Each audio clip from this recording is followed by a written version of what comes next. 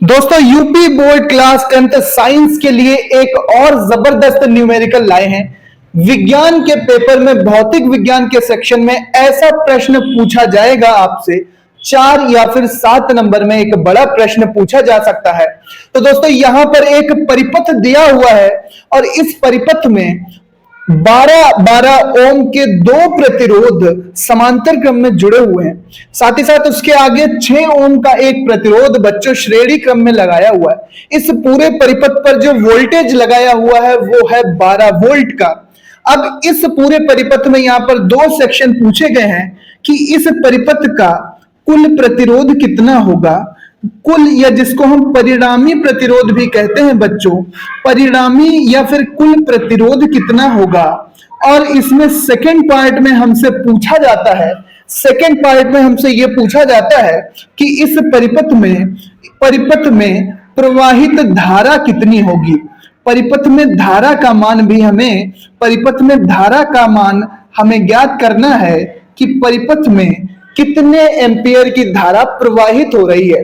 तो बस ध्यान से समझ लेते हैं। यहां पर 12 ओम के 2 प्रतिरोध समांतर क्रम में प्रतिरोधों के संयोजन का सूत्र आप जानते हैं, 1/R बराबर 1/R1 प्लस 1/R2। इससे R1 इसे R2 मान लेते हैं। तो यहां पर दोनों 12 ओम के प्रतिरोध हैं। तो यहां पर हम जो समांतर क्रम में निकालेंगे, जिसको हमने RP मान लिया, यानी जो समांतर क्रम में जुड़े हुए प्रतिरोध हैं, इनका परिणामी प्रतिरोध कितना होगा। तो इनका परिणामी प्रतिरोध निकालने के लिए 1/12 प्लस 1/12 समांतर क्रम के सूत्र में हमने सीधे वैल्यू रख दी। और वैल्यू रखने के बाद यहां पर आप देखोगे नीचे 12 हो जाएगा लघुत्तम एलसीएम और ऊपर 1 + 1 हो जाएगा। इसके बाद जब हम 1/RP निकालेंगे तो क्या हो जाएगा 2/12। तो यहां पर RP क्या हो जाएगा 1/RP बराबर 2/12। तो RP जस्ट इसका उल्टा हो जाएगा 12/2 बच्चों। तो 12/2 बराबर 6 ओम। यानी इन दोनों प्रतिरोधों का जो परिणामी प्रतिरोध RP निकला है वो कितना निकला है, 6 ओम निकला है।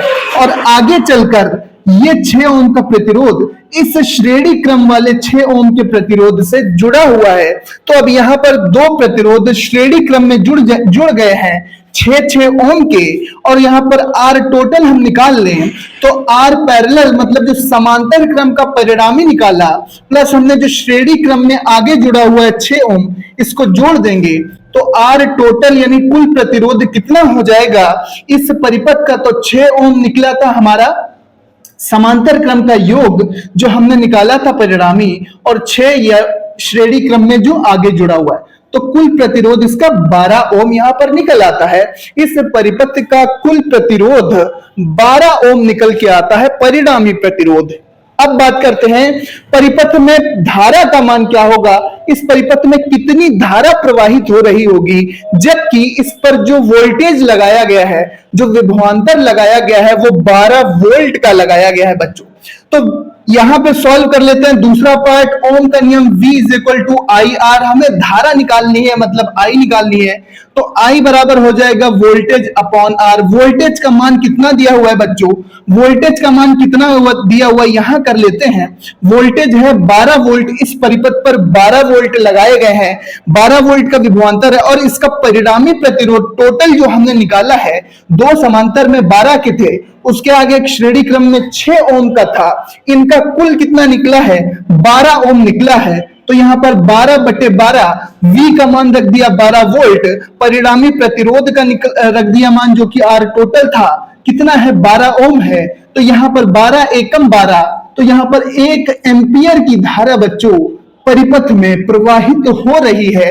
1 एम्पियर की धारा हमारे इस परिपथ में प्रवाहित होती हुई आपको नजर आएगी। इस तरह का न्यूमेरिकल आपसे पूछा जाएगा UP board, MP board, Bihar board, Jharkhand board, Uttarakhand board, Rajasthan, Haryana class 10th में ऐसा न्यूमेरिकल जरूर पूछा जाता है।